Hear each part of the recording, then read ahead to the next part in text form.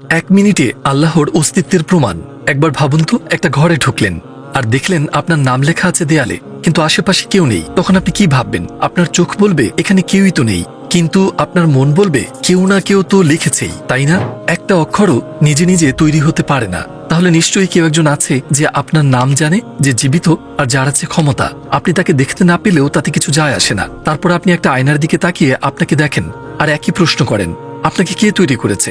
আপনার ডিএনএ কে বানিয়েছে, যার মধ্যে রয়েছে 3.5 বিলিয়ন অক্ষর? যদি দেয়ালে আপনার নাম লেখা থাকে আর কাউকে সেটা লেখার জন্য দরকার হয়, তাহলে কিভাবে আপনার শরীর তৈরি হলো কোনো স্রষ্টা ছাড়াই? আমরা কিভাবে বিশ্বাস করবো কেউ একজন আপনার নাম লিখেছে, কিন্তু আপনার ডিএনএ কে যে আপনাকে তৈরি করেছে তার কোনো স্রষ্টা নেই? আর এটাও ভেবে দেখুন, আপনার শরীর একবার তৈরি হয়ে থেমে যায়নি। আপনার কোষগুলো সবসময় নতুন করে তৈরি হচ্ছে, সেগুলো বারবার তৈরি হচ্ছে। তাহলে এখন আসল প্রশ্ন হলো, একজন স্রষ্টা থাকা উচিত নয় কি, যিনি জীবন্ত, ক্ষমতাবান এবং সব জানেন?